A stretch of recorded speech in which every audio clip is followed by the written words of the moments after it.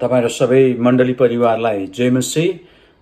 आशा गर्दछु तपाईहरु सबैजना सन्चै हुनुहुन्छ। हाम्रो प्रार्थना लगातार रूपमा तपाई सबै मण्डली परिवारलाई छ अनि यो समयमा तपाईहरुको धैर्यता, तपाईहरुको स्थिरतालाई परमप्रभुले नजिकबाट हेरिराख्नु भएको छ र आज बिहानीको वचनमा तपाईहरु सबैजनालाई म स्वागत गर्न चाहन्छु। आज म तपाईहरुको बीचमा हाम्रो विश्वासको जाँच भन्ने विषयमा बोल्न गइराखेको छु प्रभुको वचनबाट र यो शीर्षकबाट हामीहरु धेरै आशिष पाउने छौं भनिकन मैले आशा गरेको छु र यसमा मैले 4 वटा बुँदाहरु बनाएको छु अनि 4 वटा विश्वासको जाँचको विषयमा हामी हेर्ने छौं। पहिलो बुँदा चाहिँ अब्राहमको विश्वासको जाँचको बारेमा हामीहरु हेर्ने छौं यस बिहानी र दोस्रो चाहिँ हाम्रो आर्थिक कुराको जाँचको विषयमा र तेस्रो चाहिँ मानवीय तथा भौतिक कुराको जाँचको विषयमा र चौथो चाहिँ संकटको बेलाको जाँचको विषयमा हामीहरु यस बिहानी हामी हेर्ने छौं। र पहिलो बुँदालाई हामीहरु हेर्ने छौं। जब जाँच भन्ने बित्तिकै हामीलाई थाहा छ प्रियहरु, जब परीक्षा र जाँच आउँदछ हामी सबैजना पास भएको, उत्तीर्ण भएको, पदोन्नति भएको, प्रमोसन भएको हामी के गर्छौं? हामी चाहन्छौं।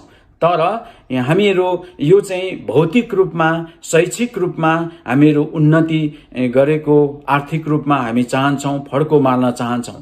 तर कुरो यहाँनेरि छ, हामी प्रभुलाई विश्वास गर्ने मानिसहरु हामीहरु के हाम्रो लागि उन्नति र प्रगति यो मात्रै हो त? होइन। हाम्रो विशेष गरिकन आत्मिक कुरामा पनि हाम्रो जाँचबाट हामी सफल भएको, हाम्रो सृष्टिकर्ता तपाई र मलाई सृष्टि गर्नुहुने हाम्रो आत्मिक बुवा चाहनुहुन्छ र उहाँ जसरी हामीले हाम्रो सन्तानहरुले उन्नति प्रगति गरेको, पास भएको, उत्तीर्ण भएको हामी चाहन्छौं, हामी गर्व गर्दछौं, त्यसरी नै हाम्रो पिता परमेश्वर जसले तपाई र मलाई बनाउनु भयो, हाम्रो आत्मिक पिता र बुवा हुनुहुन्छ, त्यतिकै हामी आत्मिक रूपमा हाम्रो आत्मिक स्तरलाई बढाएको, पदोन्नति गरेको, गहिरेको, अघि बढेकोमा हाम्रो परम प्रभु गर्व गर्नुहुन्छ। अनि यसै गरिकन बाइबलमा यस्ता महान व्यक्तिहरू, प्रभुको दासहरू छन् जसले चाहिँ परम प्रभुमा यहाँ विभिन्न तौरबाट आएको परीक्षालाई सामना गरे, जाँचमा यिनीहरू पास भएको, परम प्रभुको अगाडि एकदमै निर्दोष ठहरिएको अनि हामी देख्न सक्छौं र परम प्रभु यी व्यक्तिहरूद्वारा गर्व गर्नुभयो। र हामी पहिलो बुँदामा हामी हेर्नका लागि गइराखेका छौं अब्राहमको विश्वासको जाँच। उहाँले उत्पत्तिको 22 अध्यायमा हामी हेर्न सक्छौं। अनि यहाँनेरि अब्राहम चाहिँ एउटा धार्मिक व्यक्ति, विश्वासयोग्य व्यक्ति हुनुहुन्थ्यो र हाम्रो पुर्खा पनि हुनुहुन्छ भन्ने कुरो हामीलाई थाहा छ। र विशेष गरिकन अब्राहमलाई यो उत्पत्ति 22 अध्यायमा कसो गरी उसको विश्वासको जाँच गर्नु भएको छ भन्ने कुरो हामीले पढेर पनि थाहा गर्यौं र विभिन्न प्रभुका जनहरूबाट यो खण्डबाट हामीले वचन सुन्दै आएका छौं। र म तपाईहरुलाई यहाँ घटेको घटनाको बारेमा बताउनलाई गइराखेको छु। अब्राहम वृद्धकाल अवस्थामा अब्राहमलाई परमेश्वरले प्रतिज्ञा गरिकन दिएको एउटा छोरो छ जसको नाम इसहाक हो। र त्यही इसहाकलाई एक दिन परम प्रभुले स्वर्गबाट यस्तो आवाज आउँछ अब्राहमको लागि, अब्राहम अब्राहम भने, अनि अब्राहमले भन्दछ म यही छु, तेरो छोरा माया गरिराखेको एउटै मात्र छोरा इसहाकलाई मोरिहाको देशको मैले देखाएको डाँडामा लगिकन तैँले के गर्नु? मेरो निम्ति बलि चढाउनु।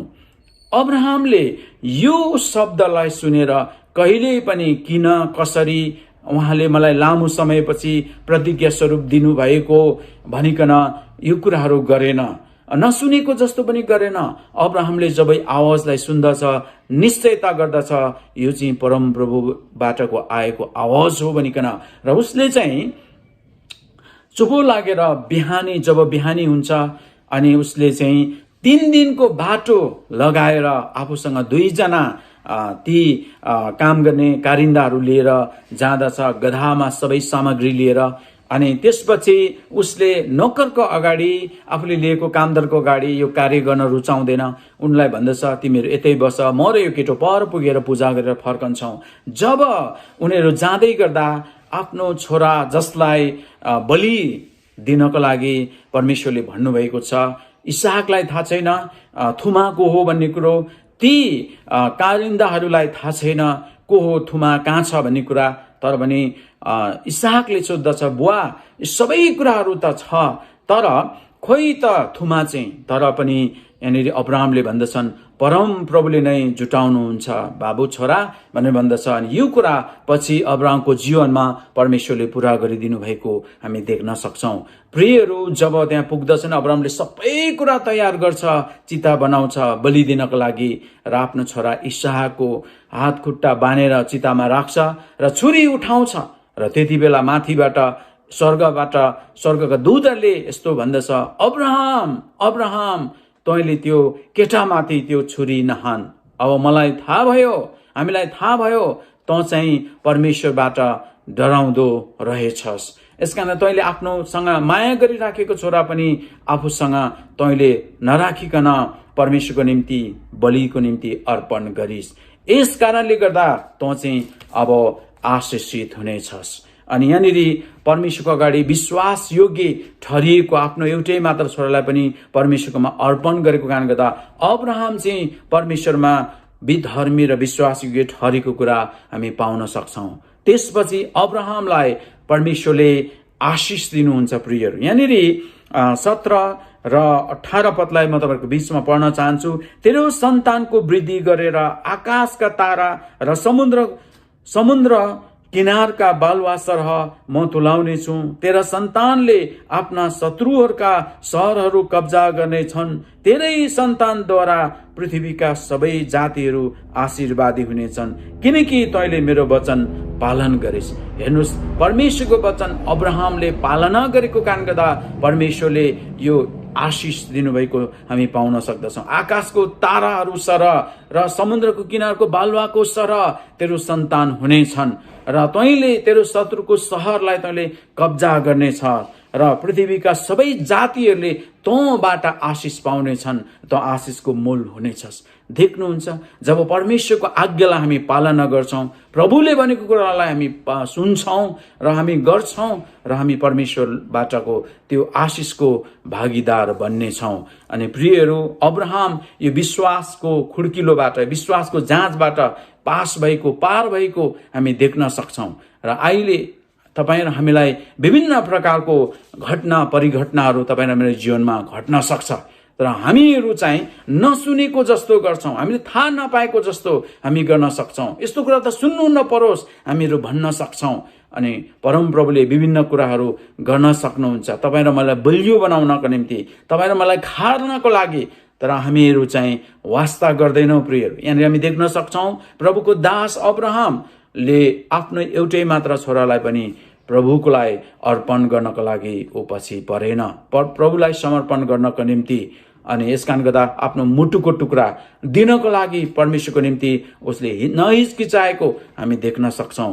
र हामी दोस्रो बुँदामा जानेछौं। प्रियहरू, दोस्रो बुँदा चाहिँ आर्थिक कुराको जाँचको विषयमा छ। अनि यो चाहिँ विशेष गरिकन हामीले पाउन सक्छौं मलाकीको पुस्तकमा।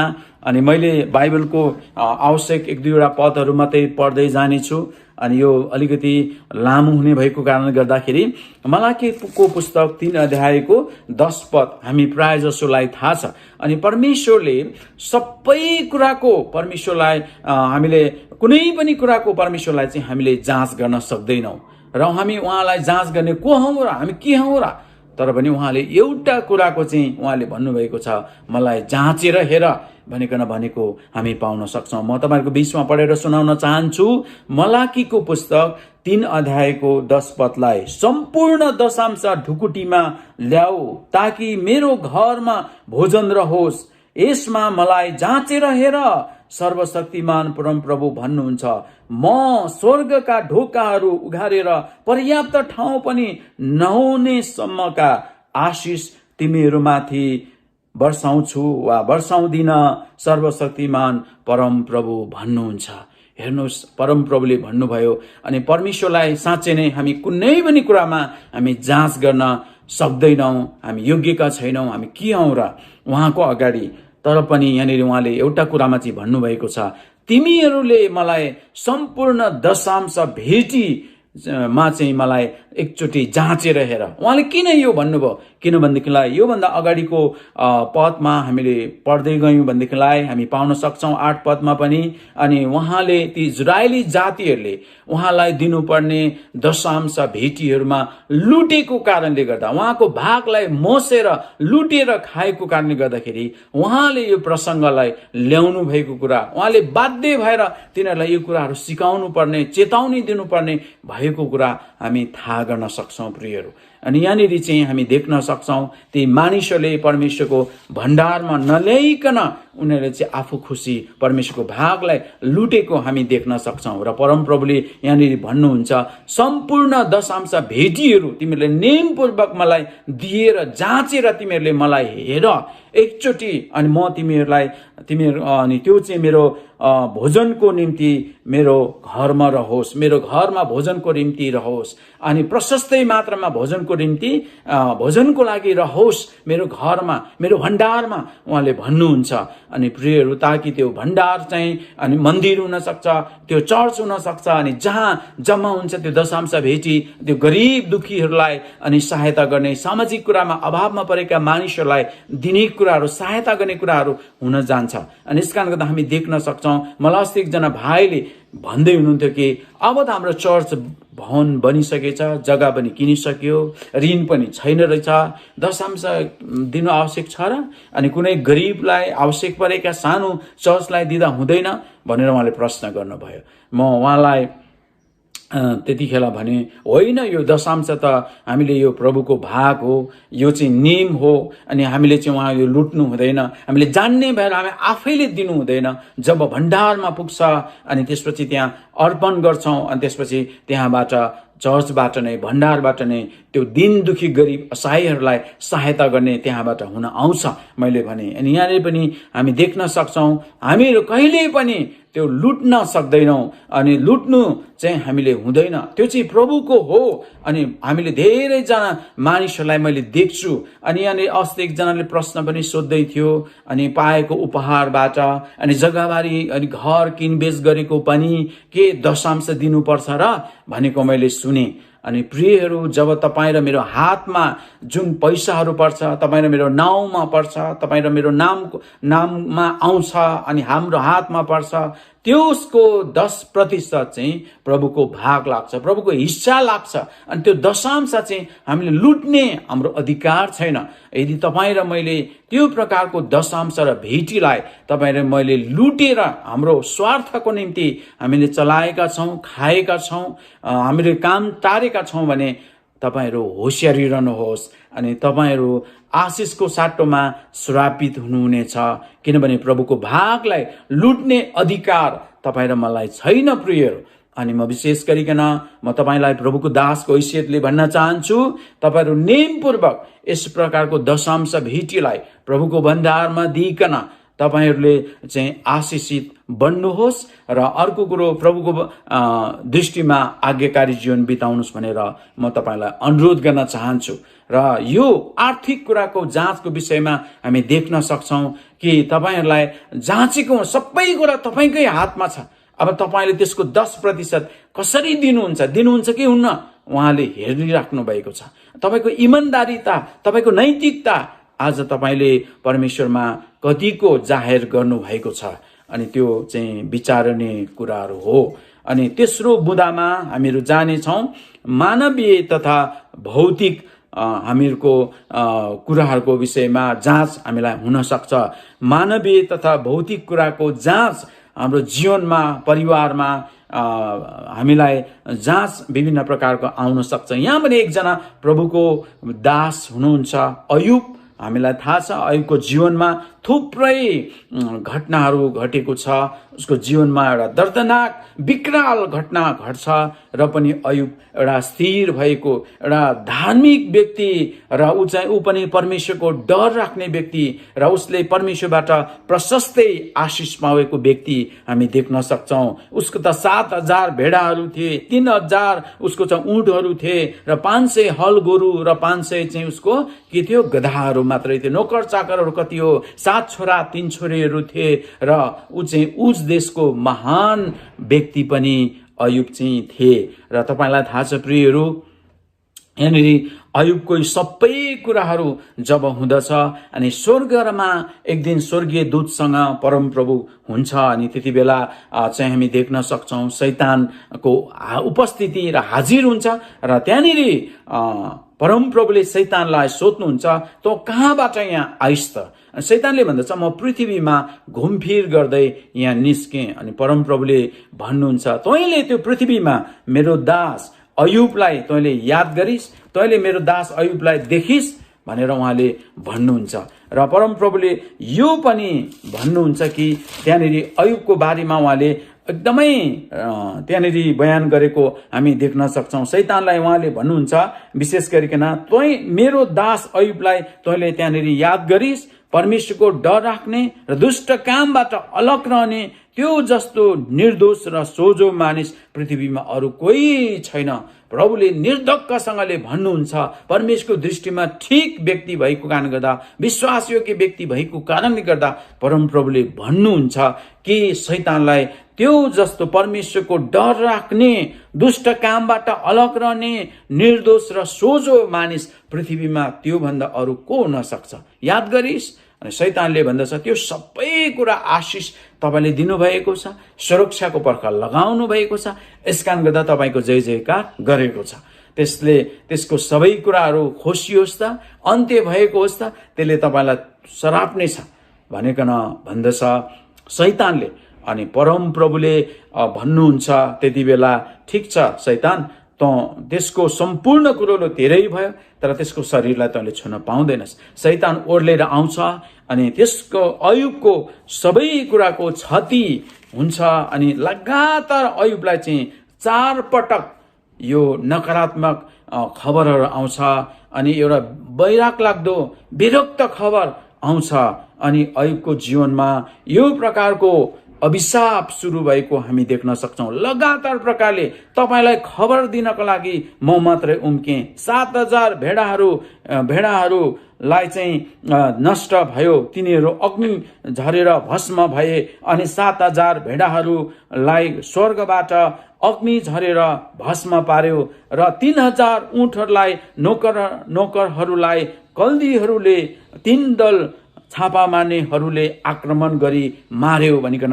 यहाँनिर भन्दछ। एकपछि अर्को यहाँ खबर लिएर आउँदछन् अनि 7 छोरा र 3 छोरी अन्तमा तिनीहरू जेठा दाजुको घरमा बसिरहेको बेलामा आदि पृथ्वीबाट ओर्लेर आएर घर ढलेर नष्ट भयो। तपाईलाई खबर दिनलाई म मात्र उम्केर आएँ। लगातार एकपछि अर्को यो 4 वटा नकारात्मक खबर जब अयुबले सुन्दछ, अयुबले कहिल्यै पनि परमप्रभु तपाईले के गर्नुभयो मलाई प्रति प्रश्न गर्दैन। किन प्रभु तपाईँ कहाँ जानुभयो? के म तपाईको निष्ठावान व्यक्ति थिइन र? कहिल्यै पनि प्रश्न गरेको मैले बाइबलमा देखिन। बरु अयुबले यहाँनिर के भनेका छन्, परमप्रभुले नै दिनुभयो र परमप्रभुले नै लानुभयो, उहाँ धन्यको हुनुहुन्छ। यहाँनिर भन्दछन् परमप्रभुले नै दिनुभयो अनि परमप्रभुले लानुभयो, परमप्रभुको नाउँ चाहिँ धन्यको होस्। प्रियहरू, हामीलाई एउटा मात्रै घटना घट्दा, हाम्रो जीवनमा नकारात्मक खबर हुँदा, सामान हराउँदा, बिग्रिँदा, कोही दुर्घटना घटना हुँदा हामी कति भयभीत र आतंकित हुन्छौं, चिन्तित हुन्छौं, भावविह्वल हुन्छौं। तर अयुब चाहिँ त्यो पशु प्राणी भौतिक कुराको क्षति मात्र होइन, मानवीय क्षति, उसको आफ्नै 7 छोरा 3 छोरी धेरै नोकर चाकरहरू पनि नष्ट भयो। अब सबै सिद्धियो र अयुबले भन्दछ म आमाको गर्भबाट आफ्नो कपाल खौरिन्छ, लुगाहरू च्यात्छ, खरानी दल्छ र धुलो दल्छ र भन्दछ म आमाको गर्भबाट कि लिएर आएको थिएन, म त नाङ्गै आएको थिएँ, म नाङ्गै जानेछु। अयुबले यो कुराहरू गरेको हामी देख्न सक्छौं प्रियहरू। त्यसकारण गर्दाखेरि र अयुब चाहिँ र दोस्रो चोटि अयुबलाई फेरि स्वर्गमा पुग्छ र परमप्रभुले भन्नुहुन्छ तैँले मलाई उक्साइस, मेरो दास अयुबलाई याद गरिस्, त्यो जस्तो सोझो र निष्ठावान व्यक्ति को हुन सक्छ? अझै पनि स्थिर छ त्यो व्यक्ति, निष्ठावान छ त्यो व्यक्ति, तैँले याद गरिस्। अनि अयुबलाई फेरि शैतानले परमप्रभुलाई उक्साउँछ भन्दछ त्यसको शरीर चामको बदलामा चाम त्यसको शरीरको बदलामा शरीरै छ तर त्यसको केही भएको छैन, त्यसले फेरि तपाईले आशिष दिनुहुन्छ र त्यो भइहाल्छ। त्यसको शरीरलाई क्षति पुगोस् त, दुःख पीडा होस् त, त्यसले तपाईलाई श्राप छ र इन्कार गर्छ। अनि परमप्रभुले भन्नुहुन्छ ठिक छ शैतान, त्यसको प्राण चाहिँ तैँले नलिई तर त्यसको शरीरलाई तैँले जे पनि अब गर्न सक्छस्। अनि शैतान फेरि आउँछ अनि पैतालादेखि शिरसम्मै एकदमै डरलाग्दो खटिएर आउँछ र त्यसपछि उसलाई कनाउनु पनि हातले हुँदैन र घैँटोको खबेटा फुटाएर खरानी दलेर कनाएर बसेको अवस्थामा उसको आफ्नो भन्ने सहारा दिने साथ दिने भनेको एउटै मात्र श्रीमती थियो र उसको श्रीमतीले भन्दछ तपाईको सबै कुरा सिद्धिएर रित्तो हुनुभयो, तपाईको हालत पनि यो छ, अब तपाईको परमेश्वरलाई श्रापिदिनुहोस् र तपाईं मर्नुहोस्। देख्नुहुन्छ उसको श्रीमतीलाई अयुबले भन्दछ तिमीले एउटा मूर्ख आइमे जस्तो कुरा नगर, किनभनेदेखिलाई परमेश्वरलाई सुखमा चाहिँ पुकार गर्नु, सुखको बेलाको चाहिँ परमेश्वर, दुःखको बेला चाहिँ परमेश्वर हुन सक्दैन। यसका गर्दा दुःखको बेलाको पनि उहाँ प्रभु हुनुहुन्छ। अयुबको यो प्रकारको कुरा हामी देख्न सक्छौं र म तपाईहरुलाई विशेष गरिकन यहाँनेरि अयुबको 19:25 यहाँ भन्न चाहन्छु। अयुबलाई उसको आफ्नै श्रीमतीले पनि साथ दिएन र उसले सराप्नुस् भन्यो र उसको साथी मित्रहरू आइराखेका थिए उसलाई भेट्न हेर्नको लागि यो खबर सुनेर टाढैबाट चिनेनन्। विरक्त साथीहरूले पनि उत्साहको साटोमा निरुत्साहित तुलाए र पनि अयुब चाहिँ अडिग छ र स्थिर छ र अयुबले 19:25 यसरी भन्दछन् तर म जान्दछु मेरा उद्धारक जीवित हुनुहुन्छ। यस्तो अवस्थामा पनि अयुबले भन्दछ मेरो उद्धारकर्ता चाहिँ जिउँदो हुनुहुन्छ, सबैभन्दा अन्तिम समयमा उहाँ पृथ्वीमा खडा हुनुहुनेछ। यो अयुबको विश्वास। अनि मेरो छाला नाश गरिसकेपछि मेरो शरीरमै म परमेश्वरलाई देख्नेछु, मेरो शरीरमै म परमेश्वरलाई देख्नेछु, म आफ्नै आँखाले उहाँलाई देख्नेछु, आफूले नै देख्नेछु, अरू कसैले होइन। मेरो हृदय म भित्रै कति ललायत बन्छ। अयुबको यो प्रकारको विश्वास, दृढता, निष्ठा हामी देख्न सक्छौं। प्रियहरू, अयुबको सम्पूर्ण कुराहरू हुँदाहुँदै सिद्धिँदै पनि नष्ट हुँदाहुँदै पनि अयुबमा यो प्रकारको धैर्यता, स्थिरता हामी देख्न सक्छौं। र यहाँनेरि अन्तिम अयुबको 42:5 अघि अयुबले मेरो आँखाले म देख्नेछु भनेको कुरा, मेरो कानले तपाईको बारेमा सुनेको मात्र थिएँ, मेरो कानले परमेश्वरको बारेमा मैले सुनेको मात्र थिएँ, तर अब त म तपाईलाई आफ्नै आँखाले देख्दैछु। देख्नुहुन्छ, अब त मैले मेरो आफ्नै आँखाले देख्दैछु, कानले मात्रै परमेश्वर हुनुहुन्छ भन्ने कुरो मैले सुनेको थिएँ, अब मेरो आफ्नै आँखाले तपाईलाई देख्दैछु। अनि अयुबले सबै दुःख दर्दमा अयुबको साथमा प्रभु हुनुभयो र अयुबको स्थिरतालाई देख्नुभयो र अयुबले भन्दछ परम प्रभुलाई अयुबले आफ्नै त्यो आत्मिक आँखाले परमेश्वरलाई देख्दछ र मैले मेरो आँखाले नै अब मैले तपाईलाई देखेको छु। अयुबले सबै कुराहरू सहेक र स्थिर भएको कारण गर्दा अयुबको जीवनमा परमेश्वरले दोबर आशिष दिनुभएको कुरा हामी पाउन सक्छौं। 10 पदमा हामी हेर्न सक्छौं, यसरी अयुबले आफ्ना मित्रहरूका निम्ति प्रार्थना गरेपछि परमप्रभुले अयुबको दिन फर्काइदिनु भयो, अयुबको सुदिन फर्काइदिनु भयो र तिनका सबै धन सम्पत्ति पहिलेको भन्दा 2 गुणा बढाइदिनु भयो। पहिलेको भन्दा डबल, 7,000 भेडाहरू थियो भने अब 14,000 भयो, 3,000 ऊँट थियो भने 6,000 भयो, 500 हलगोरु थियो भने अब 1,000 भयो, 500 गधा थियो भने अब 1,000 भएको कुरा हामी पाउन सक्दछौँ। 7 छोरा 3 छोरी प्रभुले फेरि दिनुभयो। अनि यो चाहिँ धैर्यता, स्थिरताको परिणाम हो र यस प्रकारको जाँचबाट अयुबले सफलता प्राप्त गरेको हामी देख्न सक्छौं। प्रियहरू, अब अन्तिम बुदामा हामीहरू जानेछौं। त्यो अन्तिम बुदा चाहिँ संकटको बेलाको जाँच। अनि संकटको बेलाको जाँचको विषयमा अनि यो चाहिँ हामीले देख्न सक्छौं बाइबलमा विशेष गरिकन उत्पत्तिको पुस्तक 37 अध्यायदेखि 50 अध्यायसम्म म पढ्छु। योसेफको बारेमा यदि मैले बुझ्नु पर्यो भने मैले यसरी पढ्ने गरेको छु र हामी देख्न सक्छौं योसेफ चाहिँ विशेष गरिकन याकुबका 12 छोरा मध्ये एक भाइ हुन् र यमुनी चाहिँ 11औं भाइ हुन् र उनको भाइ पनि छन्, कान्छो चाहिँ भाइ पनि छन् अनि बेन्यामिन हो कान्छो भाइको नाम चाहिँ। र विशेष गरिकन यो योसेफ चाहिँ 12 भाइ मध्ये यिनी चाहिँ सपनादर्शी पनि थिए। र अर्को कुरो चाहिँ हामी देख्न सक्छौं जब यिनले सपना देखे अनि दाजु र बुवाको खिलाफमा, तर आफ्नो बुवाले चाहिँ कहिल्यै पनि आफ्नो छोराप्रति नकारात्मक कुराहरू सोचेनन्। आफ्नो कुन चाहिँ बाबु होला आफ्नो छोरालाई नराम्रो सोच्ने, कुभलाई सोच्ने र योजना बनाउने, तर हामी देख्न सक्छौं उसको आफ्नै दाजुहरूले चाहिँ योसेफलाई मार्ने मतो गरे अनि योसेफलाई चाहिँ मार्ने मतो मात्रै गरेनन्। अनि योसेफलाई चाहिँ उनीहरूले जब योसेफ उनीहरूको दाजुको छेउमा पुग्यो अनि भेडा गोठको छेउमा अनि दाजुले ठुलो खाल्डोमा लगेर उनलाई चाहिँ फ्याँकिदिए, त्यहाँनिर फ्याँकिदिए। धन्न त्यो खाल्डोमा पानी थिएन, यो सबै परमेश्वरको योजना थियो। त्यसपछि एकजना दाजुले भन्दछ यसलाई हामीले खाल्डोमै किन राखौं, यसलाई चाहिँ निकालेर हामी मिश्र देशमा हामीले बेचिदियौं व्यापारीलाई भनिकन भन्दछ। अनि त्यसपछि त्यो मिश्र देशको इस्माइलीहरू व्यापारीहरू त्यो बाटो भएर आउँदै थिए अनि बेचेर पठाउँछ चाँदीको बिस्सिकामा दाजुहरूले। अनि त्यसपछि मिश्र देशको राजा फारोको अंगरक्षकको घरमा ती व्यापारीहरूले बेचेर पुर्याइदिन्छन्। अनि त्यहाँनिर हामी देख्न सक्छौं जब त्यहाँनिर मिश्र देशमा को त्यो उसको घरमा पोथीभरको घरमा पुग्छ योसेफ।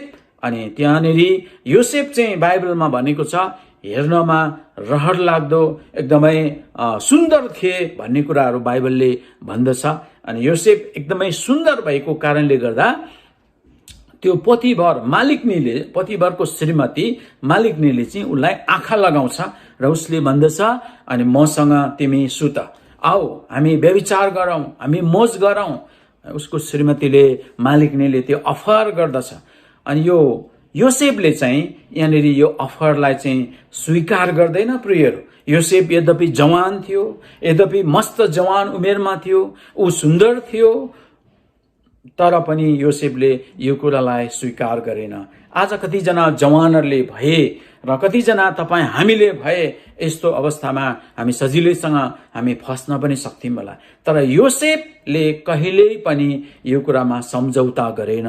अनि योसेफले भन्दछ मैले परमेश्वरको विरुद्धमा यो दुष्ट काम गरेर मैले परमेश्वरलाई कसरी धोका दिन सक्छु र मेरो मालिकलाई मैले कसरी अफसोस गर्न सक्छु। मेरो मालिकले मलाई विश्वास गरेर सबै कुराको जिम्मा दिनुभएको छ, तपाईँ बाहेक त्यसो भएको हुनाले मैले यसो काम गर्नु हुँदैन भन्दा एक दिन लुगा नै समात्यो र योसेफ चाहिँ त्यो मालिकनीबाट भाग्यो लुगा नै छोडेर।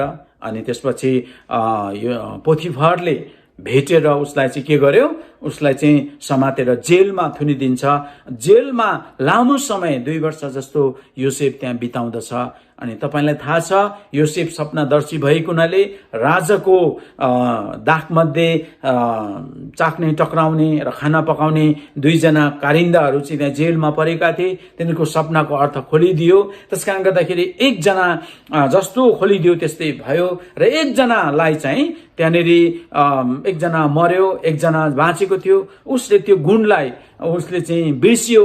अनि त्यसपछि त्यस राजाले पनि केही सपनाहरू देख्छ, त्यसको अर्थ खोल्नको लागि सबै जादुगरहरू बटुल्छ अनि वैज्ञानिक विद्वानहरू र कसै ज्योतिषीहरू कसैले पनि पत्ता लगाउन सक्दैन, अर्थ खोल्न सक्दैन। अनि उनले भन्दछ जेलमा एकजना हिब्रू नाउँ गरेको व्यक्ति छन् जसले चाहिँ यो सपनाको अर्थ खोल्नु सक्छ, मेरो जस्तो भन्यो त्यस्तै भयो भनेर भन्छ। अनि उसलाई ल्याउँदछ। अनि तपाईलाई थाहा छ जब योसेफलाई त्यहाँनिर राजा फारोको अगाडि ल्याउँदछ अनि राजा फारोले प्रश्न गरेको हामी पाउँदछौँ, तिमीले मैले देखेको सपनाको अर्थ खोल्न सक्छौ? अनि योसेफले यतिखेर पनि भन्दछ सपना त परमेश्वरकै हातमा हुन्छ होइन र भनेर भन्दछ। तर पनि यहाँनिर योसेफले सबै सपनाको अर्थ खोलिदिन्छ।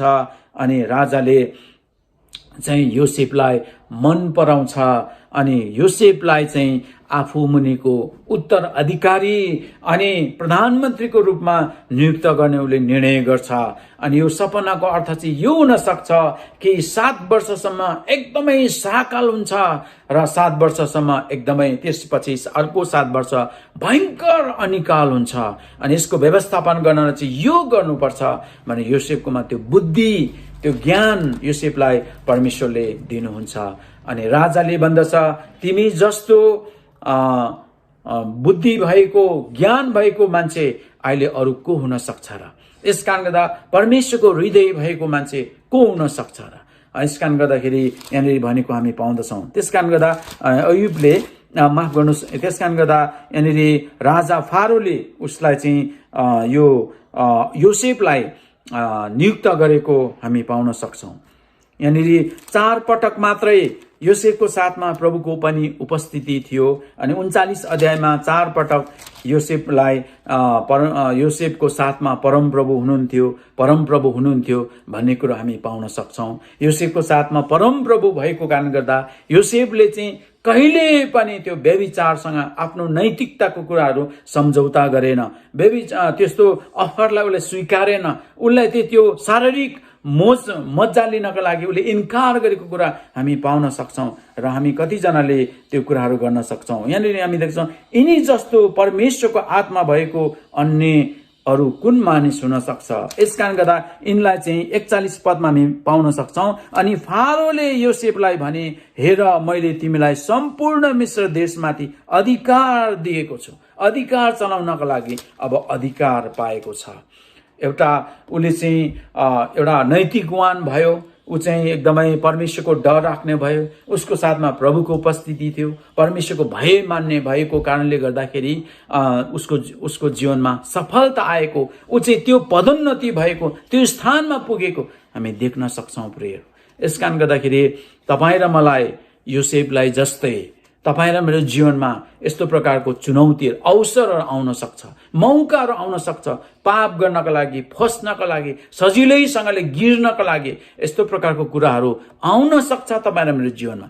तर याद गर्नुहोस्, तपाईँ र म के योसेफ जस्तै हामी इन्कार गर्न हामी तयारी छौँ? हामी त्यो व्यभिचारबाट, त्यो पाप गर्न आउने मौका, अवसरलाई इन्कार गर्नको निम्ति तपाईँ र म तयार छौँ। योसेफको निम्ति एउटा यो जाँच थियो। योसेफको निम्ति एउटा परीक्षामा फस्ने एउटा सजिलो एउटा मौका थियो। अनि उनीसँग व्यभिचार गर्यो भने जे पनि हुन्थ्यो होला, जे पनि थियो होला उनीहरूसँग, उसको बाबुको भन्दा बढी धन सम्पत्ति थियो होला। तर पनि योसेफले भन्दछ, म परमेश्वरलाई धोका दिन सक्दिनँ दुष्ट काम गरेर भनेर यहाँनिर भनेको कुरा हामी पाउन सक्छौँ प्रियहरू। यसकारण गर्दा म तपाईँलाई अनुरोध गर्न चाहन्छु प्रियहरू, हामी परमेश्वरमा एकदमै समर्पित र अर्पित जीवन जिउँ। जसरी अब्राहमले आफ्नो एउटै मात्र छोरालाई अर्पण गर्न पछि परेनन् र हाम्रो दशांश भेटी हामीले अर्पण गरौँ। इस्राएलीहरूलाई परमप्रभुले भन्नुभयो, तिमीहरूले दशांश भेटी लुटेका छौ। अनि उहाँले चुनौती दिनुभएको कुरा हामी पाउन सक्छौँ र हामी देख्न सक्छौँ। र विशेष गरिकन अयुबले सम्पूर्ण कुरा क्षति भएर जाँदा पनि उनी चाहिँ प्रभुमा स्थिर भएर उनी नैतिकवान भएको, परमेश्वरको भय मानेको, धर्मी व्यक्ति ठहरिएको हामी देख्न सक्छौँ। अनि अन्तिम घडीसम्म परमेश्वर जिउँदो उद्धारकर्ता हुनुहुन्छ भनिकन उसले गवाही दिएको हामी पाउन सक्छौँ। यसको निष्कर्षमा मैले यसरी तयार गरेको छु, हाम्रो जीवनमा घटेका नकारात्मक घटनाबाट असल कुरा सिकाउनुहुन्छ र सुन जस्तै खारिएर हामी मजबुत हुन्छौँ। आशिष पाउने कुरा, हामी पदोन्नति हुने कुरा हामीहरू आउँछ। अनि त्यसपछि प्रभुका यी महान दासबाट हामीले केही कुराहरू सिक्नु आवश्यकता छ। धैर्यता, नम्रता, सहनशीलता, विश्वासयोग्यता र इमान्दारिता अनि नैतिकता र स्थिरता चाहिँ हामीले सिक्नु जरुरी छ प्रियहरू। यदि हामी जाँचमा सफल भयौँ भने हाम्रो आत्मिकी बुवा गर्व गर्नुहुन्छ, जसरी अयुबदेखि उहाँले गर्व गर्नुभएको थियो। र विशेष गरिकन तपाईहरुलाई अन्तिममा एउटा बुदा म भन्न चाहन्छु, यो चुनौतीको कुरा छ। चुनौतीको बुदा प्रियहरू, अब आउने सबै परीक्षा चुनौतीहरूलाई सामना गर्न के तपाईँ र म तयारी छौँ? हामी विचार गरौँ। सबै यो प्रभुको वचन धैर्यसँगले सुरुदेखि यहाँसम्म सुन्नुभयो। तपाईँहरू आशिषित हुनुहुनेछ म आशा गर्दछु। र आउनुहोस् हामी प्रार्थना गर्नेछौँ। आउनुहोस् हामी प्रार्थना गरौँ। परम प्रभु परमेश्वर, म तपाईँलाई बिहानी यो समय धन्यवाद दिन्छु सबै कुराको लागि। विशेष गरिकन यो तपाईँको वचनबाट बोल्नको लागि तयार गरेर तपाईँको आत्माको शक्ति र अगुवाई मलाई दिनुभयो। तपाईँलाई धन्यवाद दिन्छु। यो वचन जसरी बाँडिएको छ अनि वचन सुन्नेहरू आशिषित र उत्साहित हुन सकुन् भनिकन म प्रार्थना र बिन्ती चढाउँछु। म धन्यवाद दिन्छु सबै कुराको लागि। विशेष गरिकन प्रभु, हाम्रो विश्वासको जाँच जुनसुकै बेला कुनै पनि प्रकारले हुन सक्छ, तर त्यति बेला हामी स्थिर रहनको निम्ति, अटल रहनको निम्ति, अब्राहम जस्तै, अयुब जस्तै, योसेफ जस्तै रहनको निम्ति तपाईँ परमेश्वरले तपाईँले हामीलाई सहायता गर्नुहोस् भनिकन प्रार्थना र बिन्ती चढाउँछु। म धन्यवाद दिन्छु सबै कुराको लागि। प्रभु, अहिले विषम परिस्थितिमा जसरी कोरोना भाइरसको दोस्रो लहरमा मानिसहरू आतंकित र भयभीत भएका छन्, परम प्रभु कहाँ जानुभयो? अनि अहिले बाढी पहिरोले गर्दा घरबार विहीन भएका मानिसहरू परम प्रभुको लागि प्रश्न गरिरहेका छन् होला। म प्रार्थना गर्दछु यी सबै घटना, यस्ता प्रकारको घटनाहरूबाट अयुबले कहिले पनि प्रति प्रश्न गरेनन्। त्यसकारण अयुबले दोबर आशिष पाए र हाम्रा मानिसहरूलाई पनि प्रभु धैर्य गरेर रहनको निम्ति, स्थिर भएर बस्नको निम्ति, तपाईँतिर हेर्नको लागि, तपाईँको उपस्थितिमा जानको लागि हाम्रा मानिसहरूलाई र हामी आफैलाई पनि तपाईँ प्रभुले सहायता गर्नुहोस्। धन्यवाद दिन्छु सबै कुराको लागि। दिन दुखी गरिब असहाय विधवामाथि तपाईँको अनुग्रह राखिदिनुहोस्। भाइ मोहनलाई तपाईँले चङ्गाइदिनुहोस्। दिदी मनकुमारीलाई तपाईँले चङ्गाइदिनुहोस्। यस्तै थुप्रै रोगी बिमारीहरू छन्, सबैलाई तपाईँ प्रभुको हातमा राख्दै सबै बिन्ती प्रार्थनामा चढाउँदछौँ। र मण्डली परिवारको लागि म आशिषको प्रार्थना गर्नेछु। परम प्रभुले तपाईँहरूलाई आशिष दिउन् र तपाईँहरूलाई रक्षा गरून्। परम प्रभुले आफ्नो मुख तपाईँहरूमाथि चम्काउन् र तपाईँहरूलाई अनुग्रह गरून्। परम प्रभुले आफ्नो चेहरा तपाईँहरूमाथि प्रकाश गरून् र तपाईँहरूलाई शान्ति दिउन्। अन्तमा परमेश्वर पिताको प्रेम, ख्रीष्ट येशूको अनुग्रह, पवित्र आत्माको संगति र सहभागिता उहाँ नाउन्जेल सबैजना माथि एकैनासको भई रहन्। आमेन। जय मसीह। सबैजनालाई प्रभुले आशिष दिउन्।